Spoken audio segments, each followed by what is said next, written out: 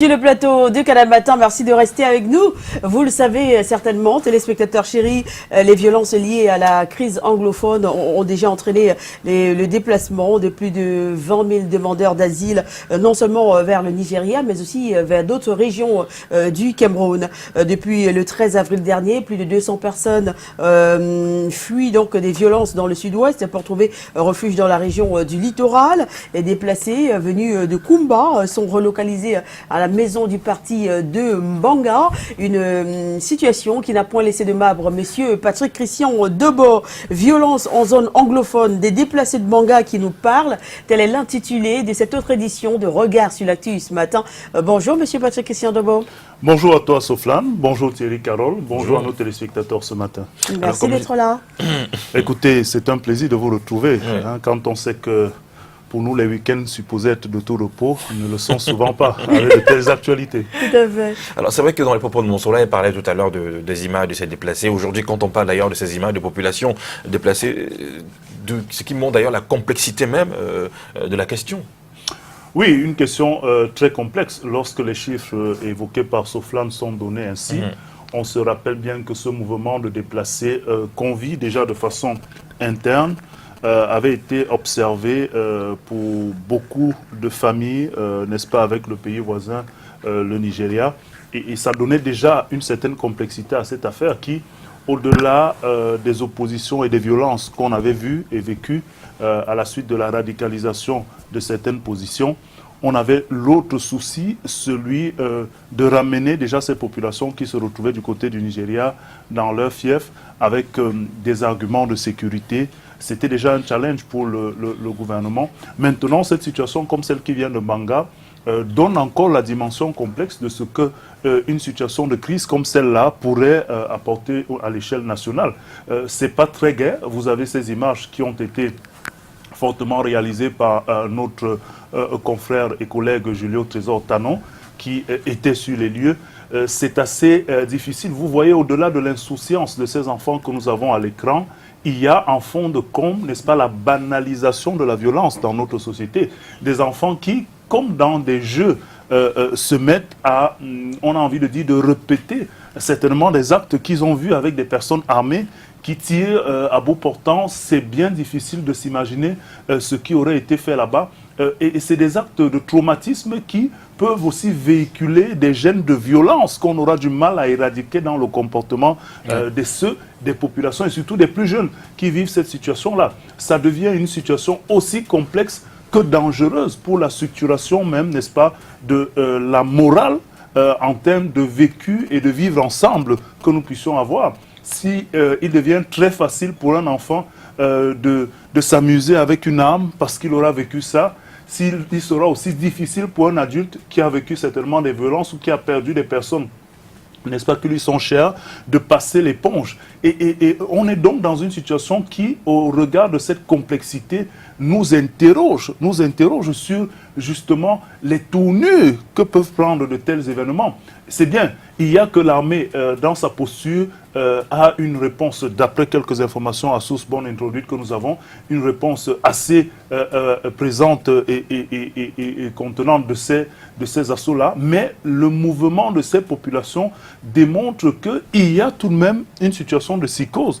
Et le premier réflexe qu'un être humain a, c'est d'abord de sauver sa vie, quitte à abandonner tout ce qu'il a derrière lui. Et cette situation-là nous ramène à cette obligation de revenir à la quiétude. Vous avez Mbanga aujourd'hui et vous aviez les villes frontalières, n'est-ce pas, au Nigeria, notamment dans la partie du sud-ouest. Vous avez ces violences dans le nord-ouest. C'est une situation bien complexe qui aujourd'hui interpelle à chaque niveau, chaque Camerounais. Et cela ne peut pas ramener la quiétude quand on voit de telles images. Voilà, c'est une alerte plutôt très forte, une urgence d'ailleurs à mettre un terme à cette situation.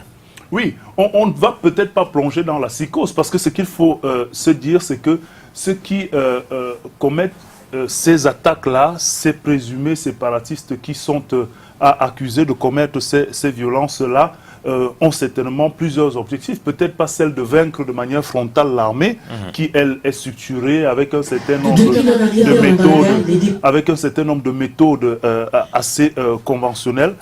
Ça n'est peut-être pas ça l'objectif principal. L'objectif, c'est surtout de créer des situations comme celle-là. L'objectif, c'est surtout de transmettre cette psychose-là aux populations. Et donc, c'est aussi l'autre combat qu'il faut mener. En même temps, sécuriser les artères, mais aussi arriver à convaincre les populations de ce qu'elles sont en sécurité et que leur sécurité dépend, c'est vrai, des forces de défense, des forces de sécurité, mais aussi de leur capacité à pouvoir juguler le mal et à pouvoir se refermer contre la pénétration de ce mal-là dans leur environnement. Parce que ce sont des plantations, ce sont des habitations, ce sont des commerces, c'est tout un environnement, un quotidien qui est chamboulonné parce que justement, il y a des fauteurs de troubles.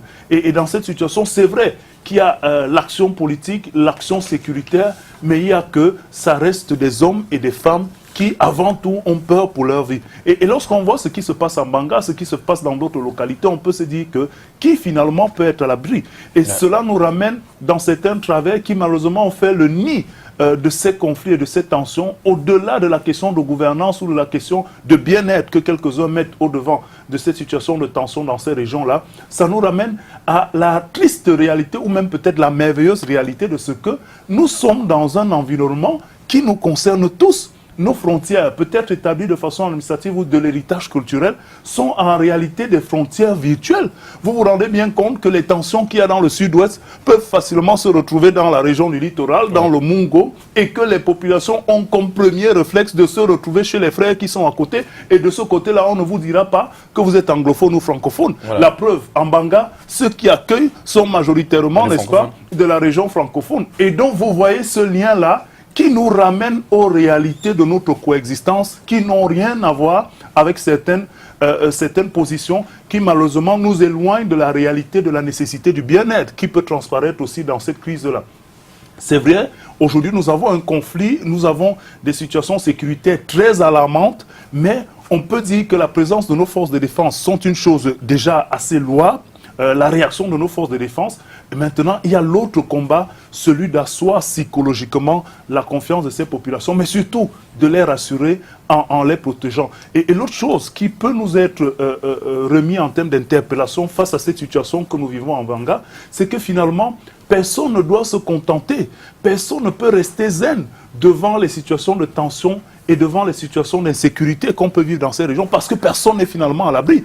Une balle qui crépite du côté de Kumba ou du côté de Manfé, elle peut bien, même en balle perdue, se retrouver à Douala ou je ne sais pas où. Et si vous avez aujourd'hui ces enfants qui, en principe, devraient reprendre le chemin de l'école aujourd'hui, se retrouvent parqués ou alors venus en aide avec des parents et des familles du côté de Mbanga, ça veut dire que c'est une existence paisible qui, elle, a été touchée. Et même les habitants de Mbanga ne seront pas tranquilles parce que du côté de Mbanga, il faut se préoccuper de ce flux qui peut grandir si la situation n'est pas rapidement gérée. Donc, il est impératif qu'on aille vers ces solutions. On s'imagine bien que politiquement, il y a des décisions qui sont prises, il y a des choses qui sont activées, mais la table de la négociation reste la chose la plus possible pour que nous sortions rapidement de cette situation-là. En tout cas, c'est ce qu'on espère, hein, qu'on sorte assez rapidement, parce que ça perdure déjà. Oui, et personne n'est à l'abri dans une situation comme celle-là. Évidemment, oui, personne n'est à l'abri. Et voir d'ailleurs des enfants comme ça qui se mettent à jouer au fusil, avec du fusil et tout ça, c'est compliqué. C'est symbolique. C'est la preuve le geste de solidarité aussi qu'il faut apprécier par rapport aux populations de Mbanga, qui, il faut le dire, notre reporter nous le disait encore, dans un élan dynamique, solidaire, fraternel, indépendamment des considérations et des clivages qui sont souvent mis en avant, sont sortis comme un seul homme pour accueillir ses frères qui viennent de l'autre côté. Et bien évidemment, de part et d'autre, il y a des familles. Et donc, c'est une situation qui remet véritablement l'essence du vivre ensemble qui est obligatoirement une nécessité au Cameroun. Voilà. D'accord, merci beaucoup, Monsieur Patrick Siadobo, d'être passé ce matin et de vous être intéressé évidemment à ce sujet. Ça ne concerne pas que les autres, ça concerne évidemment toute la nation. Oui. C'est un proverbe chinois qui dit des fois que quand il pleut chez le voisin, vous avez forcément les pieds dans l'eau. Encore que là, il ne s'agit pas de voisin, hein, il s'agit voilà. Quand vous aidez le voisin, par exemple, à éteindre le feu chez lui, en fait, c'est votre maison que vous préservez. Et vous essayez de préserver. Passez une excellente journée et à mercredi pour S'il un plaît, autre adieu. regard sur Bonne journée à l'actu. vous. Bonne journée, messieurs. Il est 7h passé de 46 minutes et nous allons maintenant nous intéresser à l'actualité internationale. Nous nous rendons en Tunisie où le coup d'envoi de la nouvelle campagne pour les municipales a été donné. C'est vrai que certaines villes ont célébré cette journée, même si une partie des citoyens semble loin de l'effervescence, avec plus de 2000 listes électorales, dont plus de la moitié des candidats ont moins de 35 ans et 49% sont des femmes. Les candidats ont 15 jours pour convaincre les Tunisiens. Sans surprise, les deux coalitions politiques du gouvernement sont majoritaires sur les listes.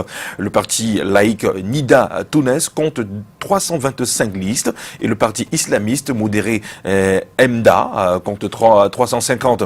Pour la première fois depuis la chute de Ben Ali en 2011, la Tunisie va bientôt vivre ses premières élections municipales libres. La campagne vient de commencer. Si certains citoyens se sentent concernés, d'autres au nord-est avouent ne pas croire en ces élections prévues le 6 mai. La Tunisie ne s'est pas encore dotée d'un code de collectivité locale, pilier fondamental qui encadre les élections. Ce qui inquiète d'ailleurs l'ONG ATID, l'association tunisienne pour l'intégrité de la démocratie des élections. Donc une grande partie des listes électorales misent sur le désarroi des Tunisiens face à la crise économique. Et puis des dignitaires algériens en faveur d'un nouveau mandat d'Abdelaziz Bouteflika. L'élection présidentielle algérienne doit prendre place en 2019. Donc, et depuis plusieurs jours, des ministres et des membres du FLN évoquent sérieusement la possibilité d'un 5e mandat pour Abdelaziz Bouteflika, donc un président qui a aujourd'hui 81 ans et souffre toujours des conséquences d'un AVC. Une semaine plus tôt, Dajel Jamel Ould Abbès, le secrétaire général du FLN, avait annoncé que le parti soutiendrait une candidature d'Abdelaziz Bouteflika. Le président algérien a fait une importante apparition publique lundi 9 avril pour inaugurer une nouvelle station du métro d'Alger et une mosquée du centre-ville. Un fauteuil roulant, le président Bouteflika n'a fait aucune déclaration, mais le président de l'Assemblée nationale a affirmé aux médias que ce déplacement était bien la preuve de l'attachement du président à suivre l'avancement des projets d'infrastructure sur le terrain. De son côté, le ministre des Affaires étrangères en visite en France insiste. Le président dirige le pays. Comme en 2014, l'idée d'un nouveau mandat d'Abdelaziz Bouteflika, malgré les conséquences d'un AVC, correspond à un statu quo en entendant qu'un candidat pour la succession fasse consensus. Pour l'éditorialiste Abdel Charef, l'effet de toutes ces déclarations est implacable. Parler de 5e mandat suffit à décourager toute initiative de la part de l'opposition. Et puis la conférence de Genève, c'est la RDC qui ne s'oppose pas à la solidarité internationale. Oui, l'annonce a été faite par les 3 organisateurs de l'événement, à savoir les Nations Unies, l'Union européenne et les Pays-Bas, qui espéraient mobiliser entre 1,7 et 2,2 milliards de dollars pour aider les 13 millions de Congolais, dont 4,5 millions de déplacés selon l'ONU. La conférence a réuni 528 millions de dollars de promesses de dons, environ un tiers de ce qui était attendu et considéré comme nécessaire par les Nations Unies. Le gouvernement congolais a boycotté la conférence car il jugeait que les estimations qui ont servi de base à la réunion étaient surévaluées et donnaient une mauvaise image du pays. Aujourd'hui, Kinshasa entend contrôler la manière dont ces fonds seront utilisés. À la question de savoir si la RDC allait laisser les humanitaires travailler dans le pays avec l'argent qui a été mobilisé à Genève, Liona Che Okitundu rappelle que l'argent mobilisé est encore au stade de promesse, mais au cas où cette somme serait réunie, encore une fois, on ne peut pas dissocier le gouvernement de la République démocratique du Congo dans la gestion de cette manne. Il faudrait qu'on s'entende sur la manière d'utiliser cette manne qui est perçue de la part des donateurs, a tenu à préciser le ministre congolais des Affaires étrangères. À présent, allons du côté du Mali où des faux casques bleus attaquent le camp de l'ONU. Oui, le camp de la mission des Nations Unies et celui de la force française Barkhane à Tombouctou ont été la cible d'une attaque en plein air, en plein après-midi samedi dernier. Un casque bleu a été tué, au moins 2 autres sont blessés. 7 militaires français ont également été blessés et pris en charge médicalement. Les assaillants ont tout d'abord tiré des roquettes et ensuite lancé plusieurs véhicules piégés, des véhicules suicides à des points différents du camp Barkhane. Les procédés utilisés sont inédits puisque les assaillants ont utilisé au moins un véhicule portant les couleurs des forces armées maliennes et portant également des casques bleus. Dans un tweet, le président du Burkina Faso, Rochemar Kaboré, a déploré la mort du casque bleu, un caporal burkinabé. Frappe occidentale en Syrie, Poutine contre ces différentes actions. Oui, les États-Unis, la France et le Royaume-Uni ont lancé samedi dernier des frappes concertées en Syrie contre le régime de Bachar al-Assad, une semaine après l'attaque chimique présumée du 7 avril dans la ville syrienne, alors rebelle de Douma, imputée aux forces gouvernementales. Le président russe Vladimir Poutine a averti hier que de nouvelles frappes occidentales contre la Syrie provoqueraient le chaos dans les relations internationales. Lors d'une conversation téléphonique avec son homologue iranien Hassan Rouhani, Vladimir Poutine a dénoncé cette action menée en violation de la Charte des Nations Unies. Les deux dirigeants ont constaté que cette action illégale endommageait sérieusement les perspectives d'un règlement politique en Syrie. Et pour terminer, nouvelle manifestation après les cas de viol enregistrés du côté de l'Inde. Oui, de New Delhi à Bangalore, en passant par Bombay, des dizaines de milliers d'Indiens ont défilé dans les rues hier pour protester une nouvelle fois contre les violences faites aux femmes. Sur leur pancarte, on pouvait lire « Mettez fin à la culture du viol »,« Sortez les violeurs du Parlement » ou celle tenue par un enfant « Suis-je la prochaine victime ?» Des slogans similaires à ceux apparus après le viol collectif d'une étudiante dans un bus de New Delhi en 2012 et qui avait entraîné une révolte inédite contre les violences faites aux femmes. Cette fois, ce sont 2 crimes qui ont sémé l'effroi. Le viol d'une fille de 16 ans qui aurait été perpétré par un député et couvert pendant 10 mois par la police. Puis le terrible viol d'une fille de 8 ans pendant 4 jours d'affilée dans la région du Cachemire, violée et tuée car elle était musulmane.